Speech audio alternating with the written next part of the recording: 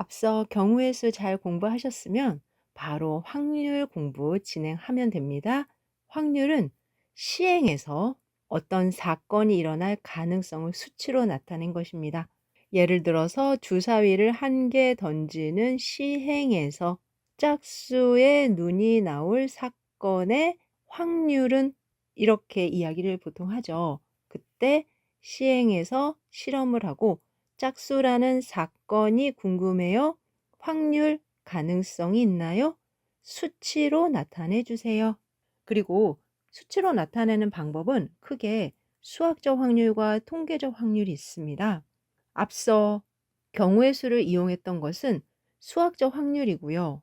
어떤 시행을 하면 표본 공간 S가 나온다고 했죠. 이 S 안에서 각 원소가 일어날 가능성이 모두 같은 정도로 기대되는 전제 하에 이 S가 일어날 모든 경우의 수는 NS, 사건 A가 일어나는 경우의 수는 NA, 그리고 그들 사이 비율인 전체 중에서 A가 이만큼 일어나요 라고 하면서 확률 PA라고 약속을 합니다. P는 probability라는 확률의 P자이고요. 이때 경우의 수를 이용해서 확률을 정의하기 때문에 경우의 수를 계산하는 게 중요하고요. 그 경우의 수 계산하는 도구로서 순열, 조합, 중복순열, 중복조합 등이 있었던 겁니다. 왼쪽에 보세요. 플러스 수학적 확률은 표본 공간의 원소의 개수가 유한인 경우만 생각한다. 만약에 표본 공간이 무한해요. 그러면 사건 A에 대해서 유한하더라도 계산할 수가 없는 거죠.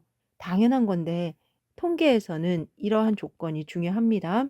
그리고 제가 이 부분도 말씀을 드려야 되긴 하지만 여러분들에게 제공되는 모든 확률은 각 원소가 일어날 가능성이 모두 같은 정도로 기대되기 때문에 계산이 가능해요. 이후에 필요하시면은 이 부분 한 번 더 체크해 봐라. 이 정도만 말씀을 드리고요.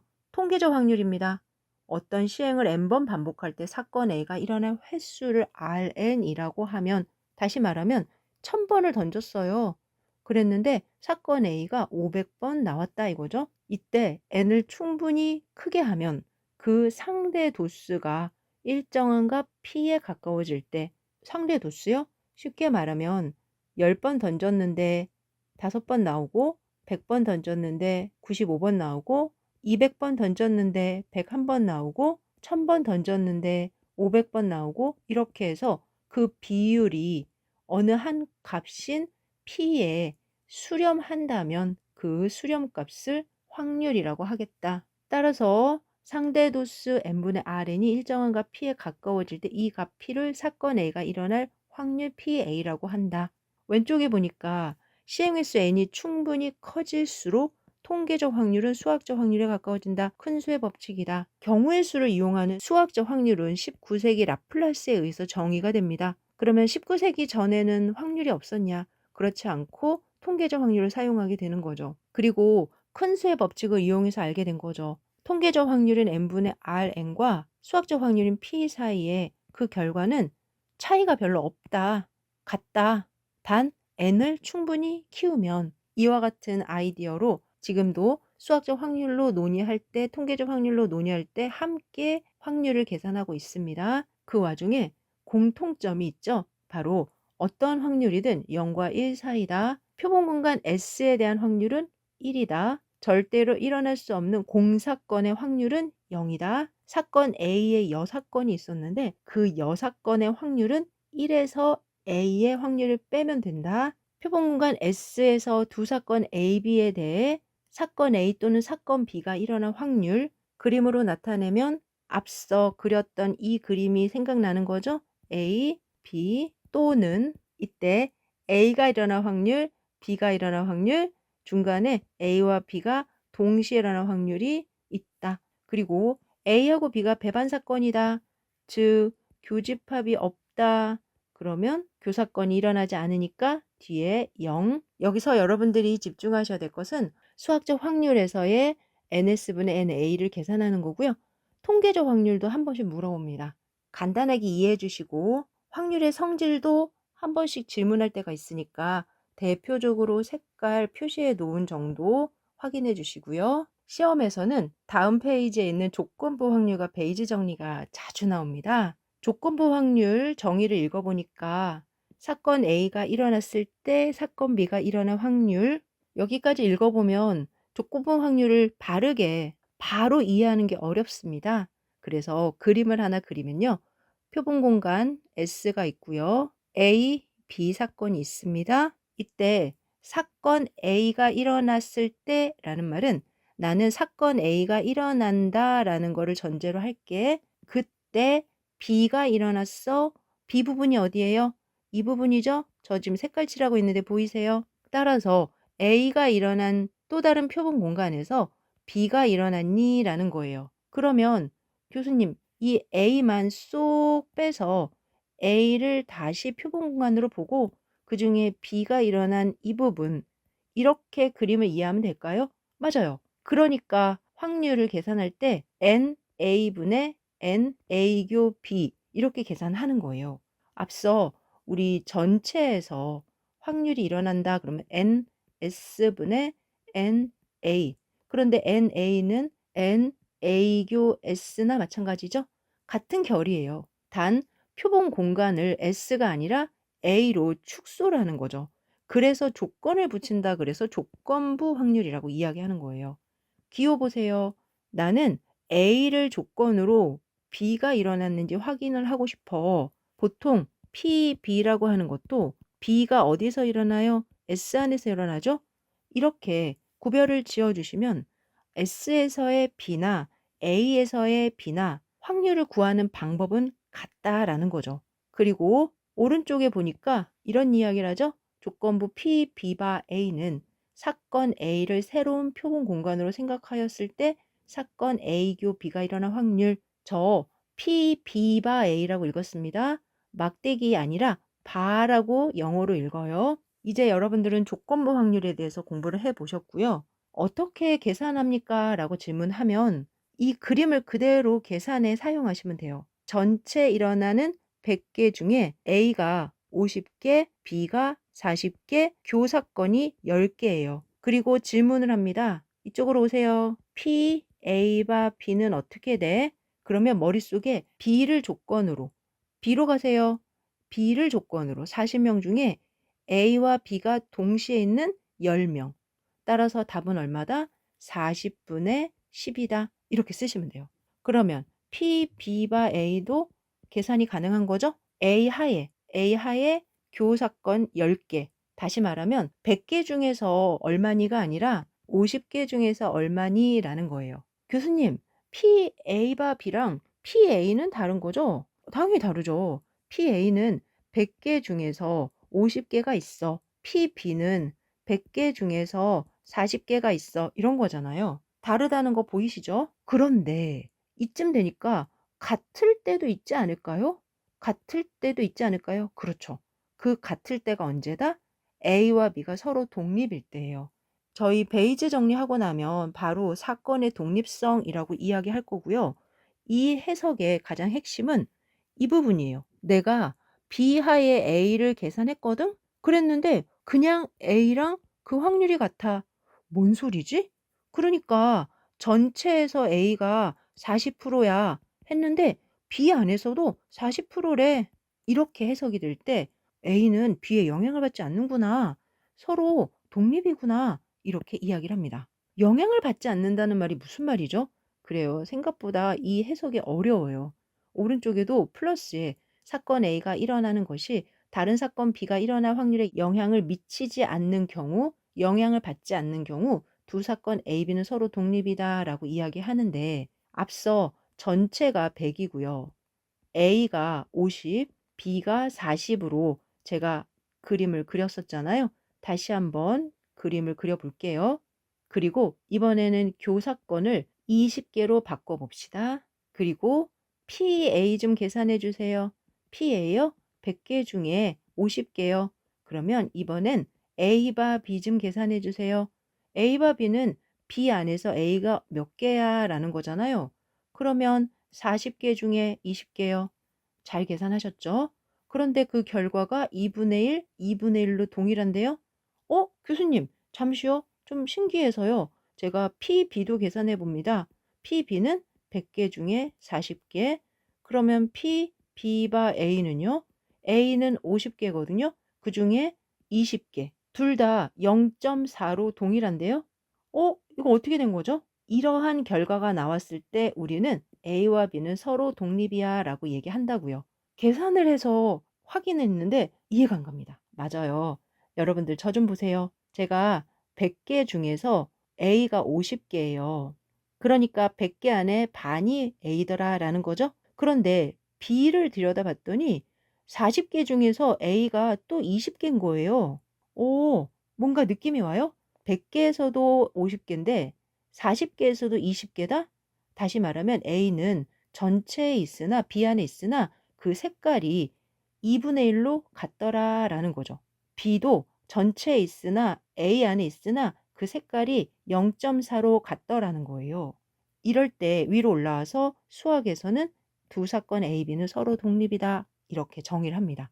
그리고 기호로는 P, A바 B는 PA고 P바 A는 PB야. 참고로 이 부분을 바르게 이해하는 게 어려워요. 독립이니 종속이니 이런 해석이.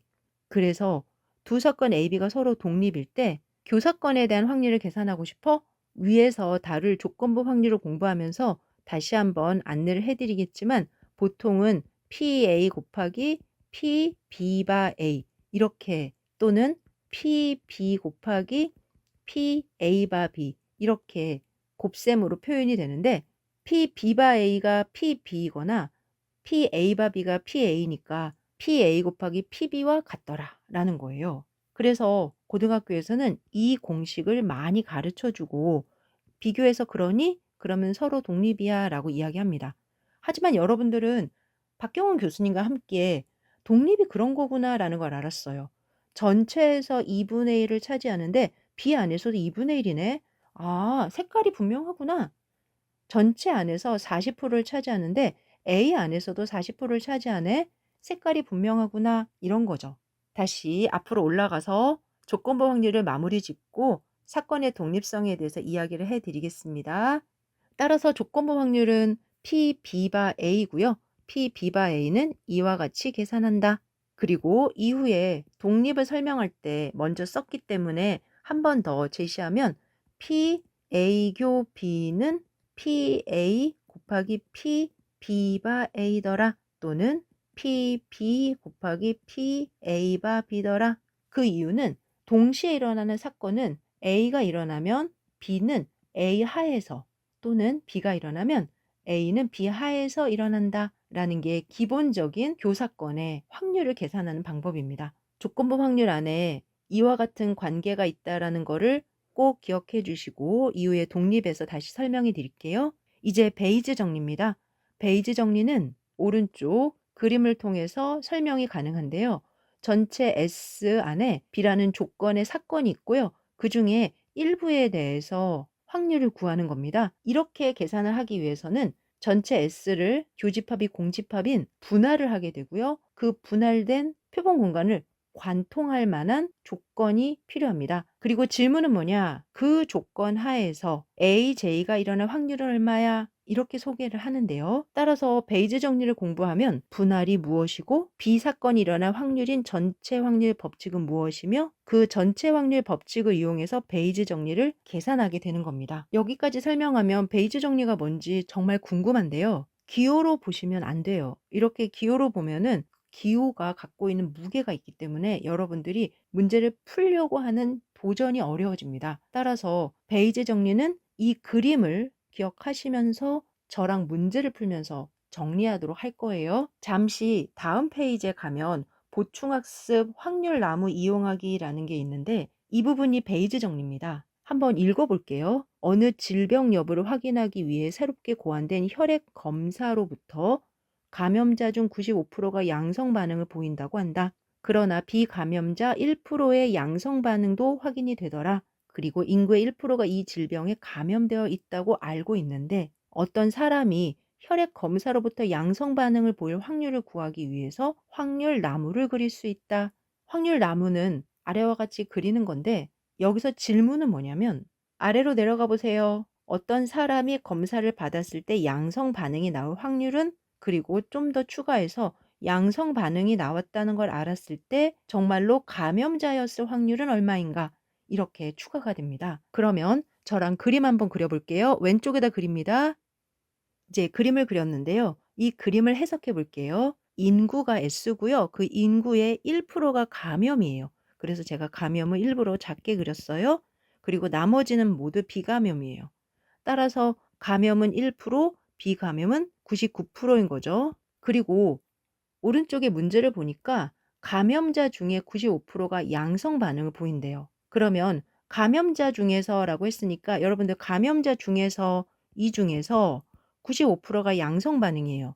즉, 이 부분이 95%인 거죠. 이 부분을 계산할 때 여러분들은 감염자 중 양성이다 일 확률이 0.95야, 이렇게 계산을 합니다. 그러면 반대쪽은요. 비감염자 중 양성일 확률은 이렇게 표현을 하는 거죠. 주어진 조건에 비감염자도 1%의 양성 반응을 보인다 그랬어요. 따라서 0.01이다. 앞서 질문은 뭐였냐면, 누군가 양성 반응을 보였을 때 감염자였을 확률은 얼마니? 라는 거예요. 그러면 양성 반응이었던 이 값 안에서 감염자의 확률을 물어보는 거죠. 제가 지금 색깔로 표시했는데 여러분들 잘 보고 계셔야 됩니다. 따라서 전체 플러스가 될 확률 중에서 감염자이면서 플러스인 확률을 찾아라. 이제 플러스인 양성 반응인 확률을 계산해야 되죠. 이 계산하는 방법 안에는 전체 0.01 중에서 0.95를 찾아야 되고요. 전체 0.99 중에서 0.01을 찾아야 돼요. 그러면서 1번 P 플러스가 될 확률은 감염자 0.01 중에서 0.95, 비감염자 0.99 중에서 0.01 더하기로 확인이 되고요. 그리고 질문은 그중에 감염자의 확률은 어떻게 되니? 라는 거였잖아요. 따라서 두 번째 P 감염자 바 플러스는 앞서 했던 0.01 곱하기 0.95 더하기 0.99 곱하기 0.01 분의 0.01 곱하기 0.95 이렇게 되는 겁니다. 이때 베이지 정리의 분할이 보이는 거죠. 분할을 했고요. 그리고 관통하는 양성 반응이 있고요. 그리고 이 양성 반응 중에서 감염자였을 확률이 얼마니? 라는 걸 계산한 겁니다. 지금의 이 과정이 기호로 옮겨지면 앞 페이지에 있는 베이지 정리 기호가 되는 겁니다. 한번 볼까요? 표본 구간 S가 서로 배반인 부분 집합으로 분할이 되어 있고, 임의의 사건 B를 공유하고 있을 때 사건 B가 일어났다는 조건 하에 특정한 AJ 사건이 일어날 확률, 그래서 PAJ가 B가 되고요. PB가 필요한데 PB를 계산하는 방법이 전체 확률 법칙인 거예요. 그렇게 해서 전체 확률 법칙을 값으로 완성을 하면 이제 그 식에 맞춰서 계산을 하는 겁니다. 그런데 이렇게 식을 외우지 말라고요. 충분히 문제를 풀 수가 있어요. 확률 나무 이용하기가 이 부분을 보완하는 데 도움이 되거든요. 제가 다시 한번 읽어봐 드릴게요. 어떤 사람이 왔어요. 그런데 이 사람이 검사를 받겠대요. 감염자일 수도 있고 비감염자일 수도 있겠죠? 그래서 혈액 검사를 하면 그중에서 95%는 양성이고 5%는 음성인 거죠. 비감염자여도 양성, 음성이 있어요. 이때 이렇게 그 화살표 위에다가 확률값을 넣는 겁니다. 그리고 이제 계산을 합니다. 오른쪽에 어떤 사람이 왔는데 감염자이면서 양성이야, 이렇게 되는 거죠. 그러면 0.01 곱하기 0.95, 비감염자이면서 양성이야, 그러면 0.99 곱하기 0.01이죠. 지금 제가 계산한 거 어디 있는지 보세요. 아래로 내려와서 여기 있습니다. 또 여기 있습니다. 다시 말하면 양성일 전체 확률 법칙을 확인한 거죠. 그중에서 양성이야 라고 했으니까 이제 그 결과 둘을 더해요. 분의 이 부분, 이렇게. 확률 나무를 이용하면 베이지 정리 문제가 아주 쉽게 풀려요. 이후에 직접 이용해서 문제 푸는 연습할 겁니다. 베이지 정리 부담스러운 내용인 거 맞습니다. 하지만 부담 갖지 마시고 먼저 그림 그려지는지 확인하시고, 그리고 전체 안에서 B가 얼마를 차지하는지 확인하시고 생각해서 연습해 보자. 연습에 대해서 제가 또 강조를 할 수밖에 없겠네요. 앞서 조건부 확률 공부하면서 미리 사건의 독립성을 이야기했는데 다시 한번 확인해 보세요. 여기로 가세요. 위에 A교 B는 이렇게 된다. 따라서 보통은 A가 일어나면 B는 A 하에 일어나고요. B가 일어나면 A는 B 하에 일어납니다. 그런데 어떠한 상황에서는 이러한 거를 다 꿰뚫고 PA 곱하기 PB가 되더라라는 거예요. 그러면서 이와 같이 값이 가능한 이유는 PA가 PA밥이랑 같았고 PB가 PB바A랑 같았기 때문인 거죠. 그리고 두 사건은 서로 독립이다라고 이야기하면서 최종적으로 2번처럼 A, B, C가 서로 독립이면 그들의 교사건의 확률은 각각의 사건의 확률의 곱이야. 이렇게. 그리고 이 부분이 확인이 되면 두 사건은 서로 독립이야 라고 이야기합니다. 또 독립이 되면 교사건 자체에서 PA, PB 계산해서 빼면 되는 거죠. 단 두 사건 A, B가 서로 독립일 때만 가능한 겁니다. 그리고 두 사건 A, B가 서로 독립이면 A와 관계되는 B와 관계되는 부분이 모두 서로 독립입니다. 무슨 말인가요? A와 B가 서로 독립이에요? 그러면 A의 여사건, B의 여사건도 있을 거 아니에요?